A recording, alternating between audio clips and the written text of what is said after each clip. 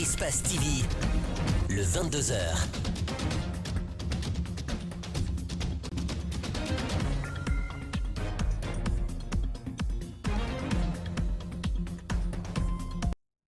Bonsoir à tous, bienvenue aux 22h d'Espace TV. Voici les titres de ce journal. Alpha Condé déclaré vainqueur de l'élection présidentielle du 18 octobre par la Cour constitutionnelle avec 59,50% des voix contre 33% pour Selouda Diallo. Tous les recours portés par les candidats malheureux ont été écartés par la Cour constitutionnelle. Réaction à suivre dans ce journal. Les résultats donnant vainqueur Alpha Condé sont rejetés par Selouda Diallo et ses alliés. Le président de l'UFDG crie à la fraude et invite ses militants et le peuple de Guinée à défendre ses suffrages par les moyens légaux. Vous l'entendrez également dans ce journal. Enfin, le prix du riz enregistre une flambée sur le marché. Face à cette donne, des citoyens font recours au magasin des moyens pour s'en procurer.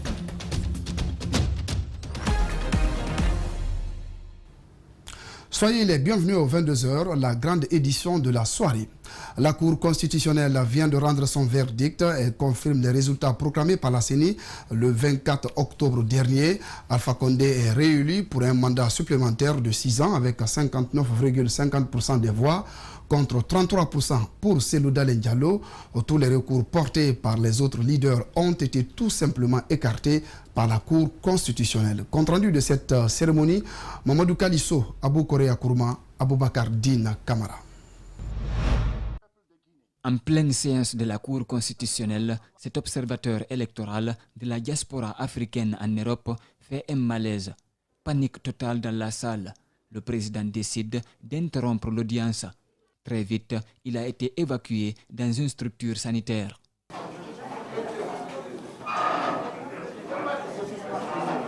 Oui, s'il vous plaît.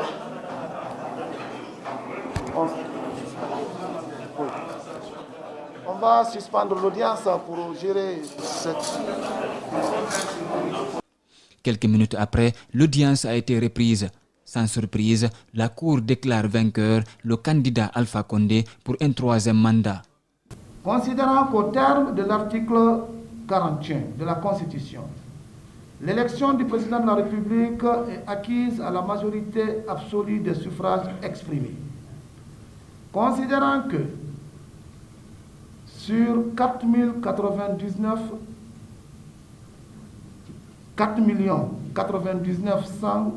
152 suffrages exprimés, M. Alpha Condé, candidat du RPG Arc-en-Ciel, a recueilli 2 438 815 voix, soit 50%, supérieure à la majorité requise. Qu'il convient donc de le proclamer élu dès le premier tour président de la République de Guinée au terme du scrutin du 18 octobre 2020. Aucune requête formulée par les opposants pour contester les résultats diffusés par la CENI n'a été prise en compte. Elles ont toutes été rejetées par la Cour. Au fond, déclare tous les recours mal fondés. Déclare régulier le scrutin du 18 octobre 2020. Après le verdict, des cadres du RPG Arc-en-Ciel ont exprimé leur satisfaction. Cet autre militant a, dans un français approximatif, laissé exploser sa joie. Il a ensuite décoché des flèches à l'endroit des opposants. Félicitations, la victoire d'Alpha Condé, c'est la victoire de la Guinée. Nous allons développer la Guinée dans les 6 ans qui vont venir. Et tout le monde va être content. Et les opposants qui ont porté plainte, ils n'ont qu'à aller à l'école d'abord pour savoir comment la loi. On vous remercie. Cet autre candidat malheureux, qui n'a d'ailleurs pas contesté les résultats de la CENI, semble consommer sa défaite. Au fait, moi je suis républicain, je suis déjà au service de la nation en tant que député. Ce qui m'incombe, c'est la stabilité de mon pays. Et comme il fallait s'y attendre, le président de l'UFDG et ses alliés, réunis au sein de l'ANAD, rejettent catégoriquement ces résultats proclamés par la Cour constitutionnelle, des résultats de faux et fabriqués par la CENI en faveur du candidat au pouvoir. Selouda Diallo appelle ses militants et tous les citoyens épris de démocratie et de justice à s'opposer au troisième mandat d'Alpha Condé. Al-Seni Bari et El Haj Aliouba. C'est sans surprise, Alpha Condé remporte l'élection présidentielle selon la Cour constitutionnelle. Au lieu de 59,49% comme l'avait préconisé la CENI, la Cour constitutionnelle augmente 0,1% au candidat Alpha Condé. Pour le président de l'UFDG, la Cour constitutionnelle a manqué son rendez-vous avec l'histoire. En déclarant Alpha Condé vainqueur de cette élection,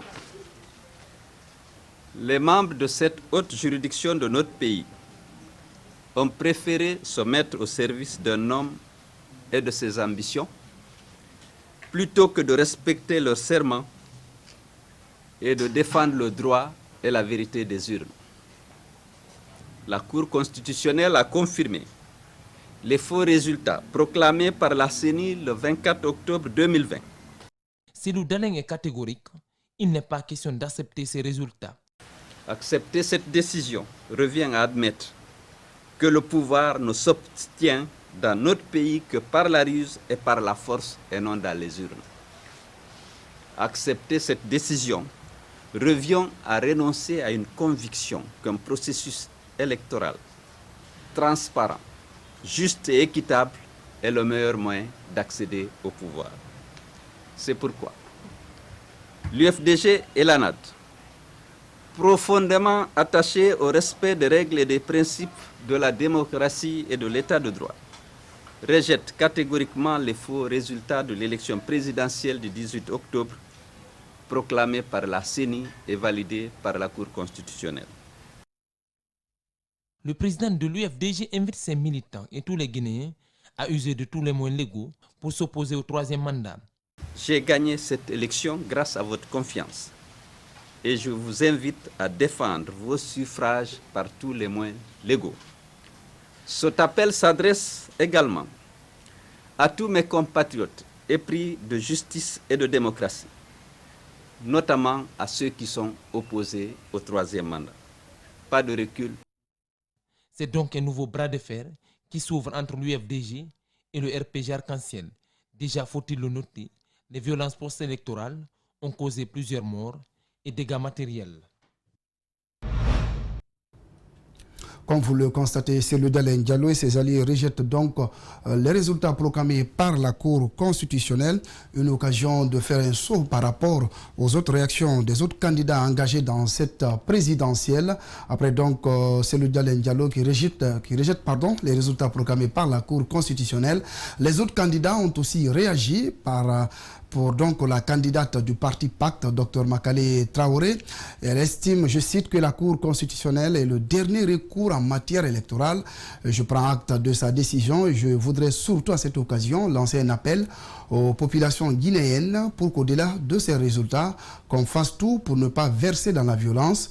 Autre réaction de notre candidat, il s'agit donc de Dr Ousmane Doré qui reconnaît les résultats proclamés par la Cour constitutionnelle, confirmant donc la victoire d'Alpha Condé. Dr Ousmane Doré indique qu'il a personnellement appelé Alpha Condé pour le féliciter.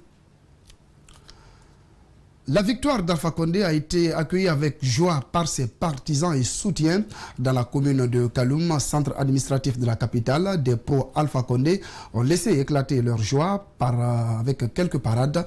Ominato Sidibé, Amaralex Silla nous signe le reportage. Quelques minutes après l'annonce définitive de la victoire du candidat du RPG Arc-en-Ciel, des centaines de personnes ont manifesté leur joie dans les communes de Matam et Matoto. À Dapompa, une foule en lice a pris d'assaut des artères du quartier. Des femmes et des jeunes esquissent des pas de danse. L'attente a été longue, mais leur candidat a bel et bien triomphé. Ces jeunes saluent une autre victoire après celle du 22 mars dernier et surtout remercient le peuple guinéen d'avoir renouvelé sa confiance au professeur Alpha Condé. Donc aujourd'hui, c'est une fierté pour nous. C'est pourquoi vous voyez, chez nous, à Dabompa, nous sommes en fait, on est contents. Un tour à Yimbaya. Le jeune prime et c'est la joie. La sono, comme pendant la campagne, est sortie. Les militants, sympathisants et partisans savourent leur triomphe jalousement et valablement acquis selon eux. Déjà d'être élu, maintenant il est le président de tous les Guinéens. Nous demandons aux Guinéens de se donner la main, d'accompagner le président et lui aussi, il nous accompagne à son tour. L'un des plus grands partisans de ce succès est Malick Sankon. Avec son mouvement CASE, a mobilisé beaucoup de militants derrière son candidat qu'il qualifie de bâtisseur. Le directeur général de la Caisse nationale de sécurité sociale invite au calme et à la paix pour la bonne marche de notre pays. Dès lors où l'institution suprême a proclamé la victoire d'un des candidats, et par bonheur c'est tombé sur M. Alpha Condé, eh bien, nous disons que nous tendons la main à tous les Guinéens, où qu'ils soient et qui qu'ils soient. Donc, j'en appelle à mes compatriotes pour que, sincèrement, quel que soit leur ressentiment, il faut qu'on respecte les institutions. L'élection est maintenant derrière nous. Il faut désormais continuer sur le chemin du développement amorcé avec l'électrification du pays, l'un des principaux engagements du président Alpha Condé. Restons toujours avec les réactions. Les citoyens aussi ne sont pas en reste. Suivez leurs réactions dans ce reportage de Dina Bangoura et Thierno Sadouba. Il est 12 heures. Alpha Condé sort victorieux de l'élection présidentielle avec 2 438 815 voix, soit 59,50%.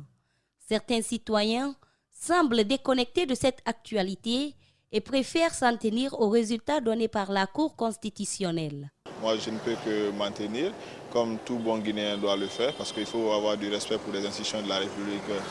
Je peux dire félicitations aux vainqueurs et à tous les malheureux candidats de prendre le courage, parce que la vie politique, le combat politique, ce n'est pas quelque chose d'un jour. Dans cet atelier de soudure, la politique n'est pas un sujet à débattre. Tout ce que veulent ces jeunes, c'est la paix et le travail. Ce que je veux en Guinée, la paix. Après la paix, on veut le travail maintenant en Guinée. Bon travail pour nous. Ce citoyen est déçu du président de la République. Il précise les raisons. Je suis déçu du président à ce niveau. Le fait qu'il a trahi son serment qu'il avait prêté devant tout le monde entier. Voulant se présenter à un troisième mandat est un parjure. Il n'a pas, selon moi, il n'a pas eu pitié du peuple de Guinée dont il avait demandé de voter à la Constitution, donc pendant que la Constitution guinéenne adoptée en 2010 était bonne. Cette dame se réserve de manifester sa joie par peur de se faire violenter par les militants des partis déchus. Son souhait cependant est que le pays soit émergent et stable sous ce troisième mandat du président Alpha Condé. Parlant encore de l'élection présidentielle, le Conseil national des organisations de la société civile guinéenne vient de présenter son rapport préliminaire concernant l'observation du scrutin. Que retenir de ce rapport? Élément de réponse avec Mohamed Valek Touré et Lamine Silla. En dépit du contexte préélectoral tendu et les pronostics de dysfonctionnement technique et d'impréparation prêtés à la CENI, les Guinéens ont voté massivement dans la sérénité selon le constat des observateurs nationaux et internationaux. La mission d'observation citoyenne de la société civile de son côté s'est impliquée pour une élection apaisée. Elle présente son rapport préliminaire qui est la synthèse des déclarations de données statistiques compilées et analysées. Afin de garantir la représentativité, un nombre minimum d'observateurs à déployer a été calculé en se basant sur le taux de participation des élections antérieures, le nombre de bureaux de vote et le nombre d'électeurs par chaque localité et pour l'ensemble du pays. Ce rapport révèle les tendances fournies par les 10 000 observateurs qui étaient déployés sur le terrain. Des incidents ont été enregistrés à l'ouverture des bureaux de vote dans beaucoup de localités. À cela s'ajoute le manque et parfois l'insuffisance du matériel électoral par endroit. Et là, Selouda Diallo de l'UFDG dévance le RPG dans 14 préfectures et 2 communes de Conakry, qui sont Boké, Gawal, Koundara, Télémélé, Dinguiraï, Labé, Koubia, Dibreka, Mali, Tougué, Lelouma, Dalaba, Pita, Mamou, Ratoma et Dixine. Le candidat du RPG a remporté dans 17 préfectures et 3 communes de Conakry. Kankan, Sigiring, Mandiana, Kouroussa, Kerewani, Farana, Dabola, Kisidougou, Zerekore, Massanta, Gekedou, Lola, Beila, Forekaria, Kindia, Bofa, Fria, Matoto, Kaloum et Matam. Les préfectures de Koya et Yomou, à raison des marges d'erreur et des écarts très faibles, nous n'avons pas pu départager les 2 principaux candidats. Au niveau national, le constat de la société civile révèle qu'en dépit de la marge d'erreur de plus ou moins 1,5, le candidat du RPG aurait obtenu au premier tour 53,1% des suffrages et le candidat de l'UFDG accrédité de 38,80%. En attendant la délibération de la Cour constitutionnelle et sur la foi des résultats remontés par nos observateurs dans les bureaux de vote retenus par le PVT, le résultat du RDP compilé, traité, avec une marge d'erreur de plus ou moins 1,5% sont au niveau national. 53,1% pour le RPG Arc-en-Ciel du professeur Alpha Condé, 38,80% pour l'UFDG de Selou Dalein Diallo, le PADES de Dr Ousmane Kaba, 1,8%, la NGR de Abbé Sylla, 1,7% et MND de Dr Ousmane Doré, 1,3%. Voilà donc ce qu'on pouvait dire par rapport à cette élection présidentielle. Je rappelle l'information de la soirée. Alpha Condé donc a été déclaré vainqueur par la Cour suprême de l'élection présidentielle avec 50% et Selou Dalein Diallo de l'UFDG avec près de 33% des voix. D'une élection présidentielle à une autre, cette fois-ci on s'intéresse à l'élection américaine. Le candidat démocrate Joe Biden est élu président des États-Unis. Selon plusieurs médias américains, Joe Biden l'emporte devant le candidat républicain Donald Trump avec donc 273 grands électeurs obtenus. Donald Trump ne s'avoue pas vaincu et compte saisir la justice de son pays pour contester les résultats. On en vient à cet élément annoncé au sommaire de ce journal. Le prix du sac de riz enregistre ces derniers jours une augmentation sur le marché. Pour pallier à cette difficulté, l'entreprise SIAO a installé des magasins témoins un peu partout dans la capitale. Dans ces magasins, le prix est réduit jusqu'à 50%. Certes, il est difficile d'accéder à cette denrée, mais ces populations saluent tout de même l'initiative. Makissa Kamara, Abdoulaye Kamara. Ces magasins sont appelés magasins témoins. Ils sont visibles un peu partout à travers la capitale. À l'intérieur se trouvent des sacs de riz destinés à la population. Contrairement au marché, ces sacs sont vendus à 280 000 francs guinéens. L'initiative est de la société SIAO. Nous sommes à la tannerie dans la commune de Matoto. Dans ce magasin, beaucoup de clients y viennent par jour, mais difficile de s'offrir un sac ici. Nous venons ici à 5 h du matin pour acheter du riz. Mais ils ne respectent pas l'ordre d'arrivée. Ceux qui viennent entre 9 h et 10 h sont souvent servis avant nous. Et puis les hommes nous bousculent ici. C'est pourquoi nous rentrons très fatigués à la maison. Vraiment, pour avoir un sac de riz ici, c'est tout à fait un problème. On sent du favoritisme ici.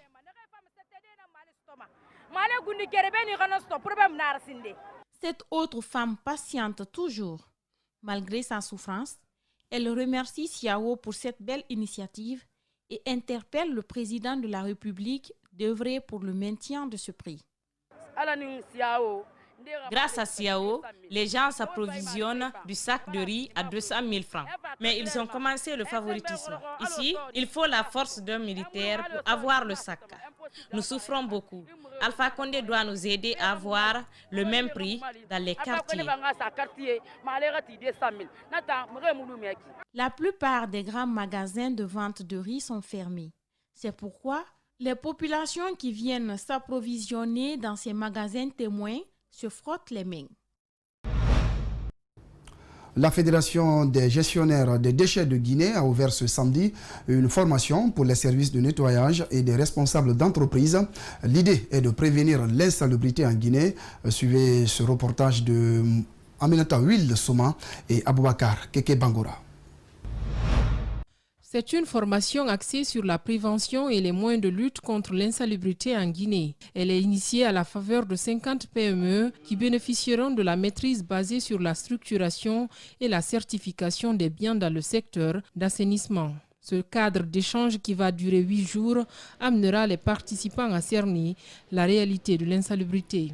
Et cette formation s'inscrit en prélude de l'organisation de la Semaine nationale de l'assainissement organisée par la Fédération en partenariat avec le Conseil national du patronat guinéen et l'Agence nationale de salubrité publique qui aura lieu du 15 au 22 novembre 2020. Dans le but d'une meilleure sensibilisation de la population à la base, les organisateurs s'activent à toucher plusieurs entreprises, notamment les Orfast, Sotam Plus, Fanifan, le ministère et les services publics, entre autres. Nous sommes rentrés dans cette ONG en tant que Guinéennes pour qu'on puisse apporter quelque chose à notre pays. Si vous constatez, lorsqu'il n'y a pas de propriété, il n'y a pas de santé. Nous sommes très courageuses et très battantes. Cependant, il nous manque beaucoup d'outils. Les outils que nous avons, c'est des vieux outils. Le plus souvent, la population minimise les conséquences de l'insalubrité. Le président du Conseil du patronat appelle à la conscientisation et à l'implication effective de toutes les couches sociales pour faire respecter les mesures édictées par les agents. Heureusement, les bailleurs de fonds, heureusement que les partenaires au développement sont en train de nous accompagner pour rendre Conakry ce qu'on a appelé la ville propre, la ville verte. Mais ce qu'on oublie aujourd'hui, c'est que ces déchets sont recyclables. Et ce qui conduira plutôt à avoir des déchets zéro. Dans certains pays, les déchets sont même vendus aux industries. La Guinée produit une grande quantité de déchets, surtout dans les grands marchés de Conakry. La FEGEDEG estime que le recyclage des déchets, même solides, peut se faire. En attendant, elle invite à une prise de conscience des populations. L'ONG Destin en Mai, ses partenaires de la sous-région ont offert ce vendredi un important lot de kits sanitaires à la commune de Kaloum. Les autres communes de la capitale ont été également pris en compte. Le don s'inscrit dans le cadre de la lutte contre la pandémie du Covid-19. Bernard Koundounou. 700 kits sanitaires, 7000 masques de protection, 2100 morceaux de savon. C'est la composition du don offert ce vendredi à la commune de Kaloum par l'ONG Destin en Main. Le don s'inscrit dans le cadre de la mise en exécution du consortium d'ONG résidant dans plus de 6 pays africains. Le projet est soutenu et financé par la Commission de l'Union européenne.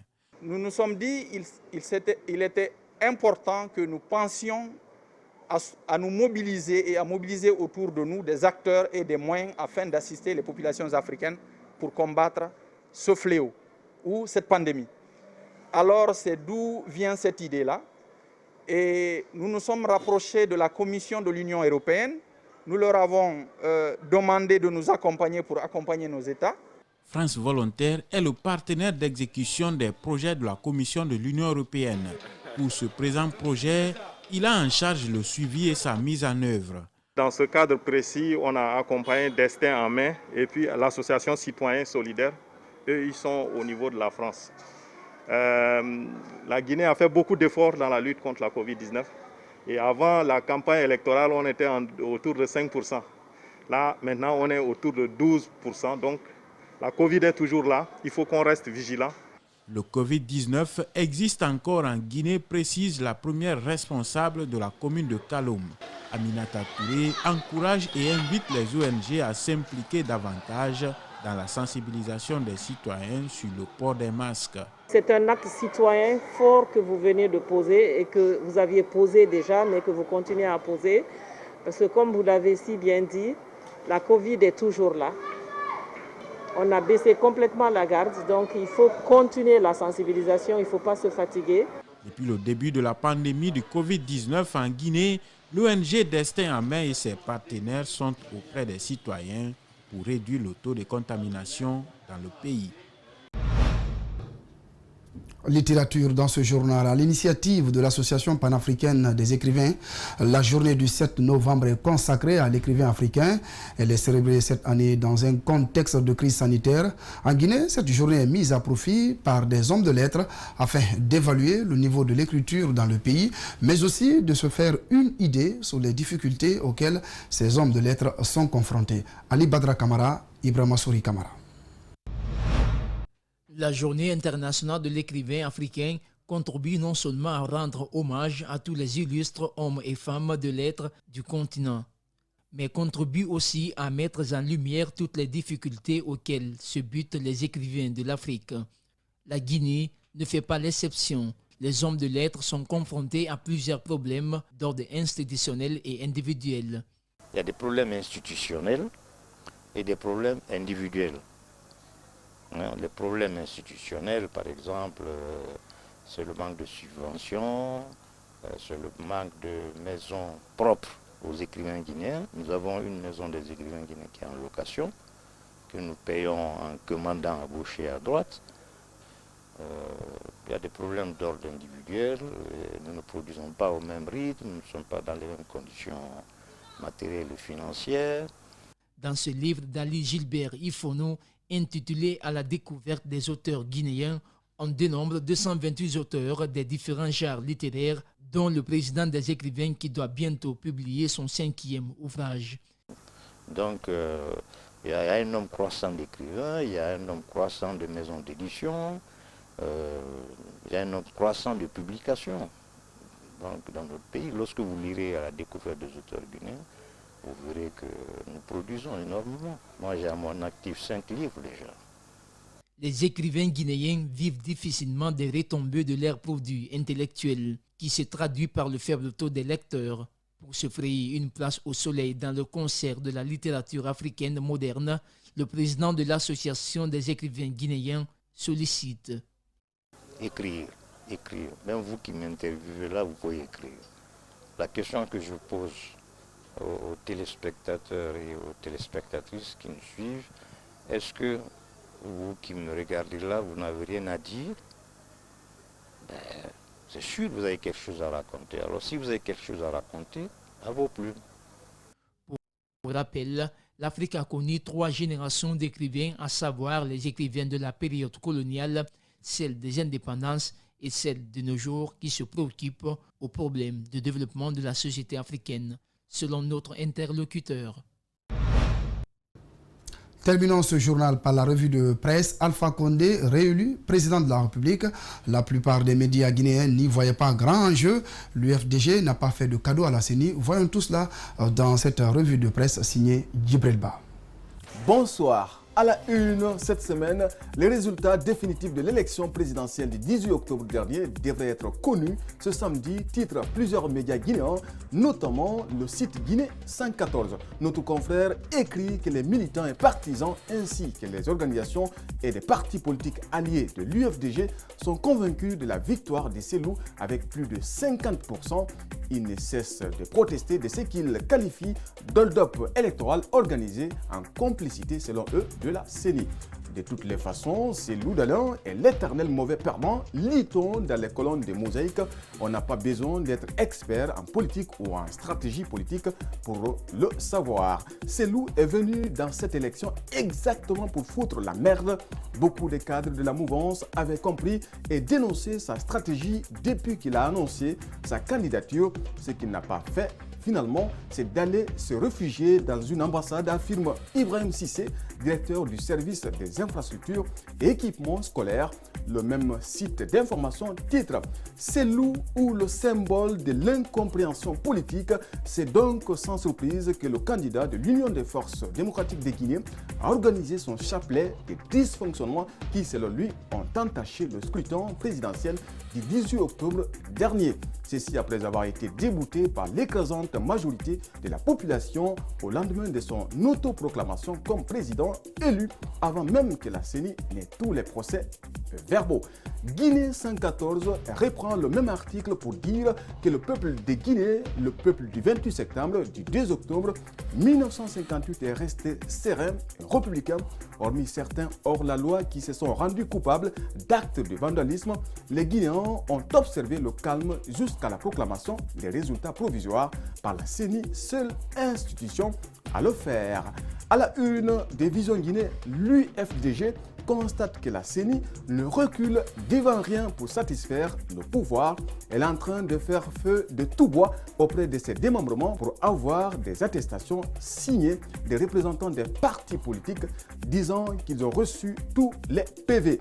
Encore une manœuvre frauduleuse indigne de la part d'une institution censée être neutre. Africa-Guinée écrit, Alpha Condé se projette déjà vers l'avenir. Le jeudi 5 novembre, le président de la République a donné des directives claires à son gouvernement. Les dites directives donnent des orientations sur sa prochaine mandature.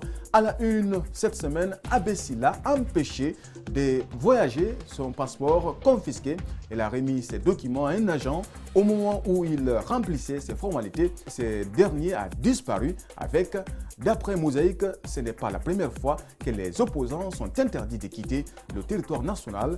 Le mercredi 14 octobre, le président de l'UFR, Sidya Touré, avait été empêché de quitter le sol guinéen par le commissaire Faïra Condé à l'aéroport international de Bessia. Guinée 114 dit dans son article, le partisan d'une transition Abessila a empêché de sortir. Une semaine avant, Abessila a proposé une transition civile dont lui serait le président pour organiser de nouvelles élections. Cette proposition pour sortir de la crise actuelle a été vite fustigée par le parti au pouvoir. Merci à Djibril Ba pour cette revue de presse. Mesdames, Messieurs, c'est la fin de ce journal. Merci pour votre aimable attention. Excellente soirée à tous sur Espace TV.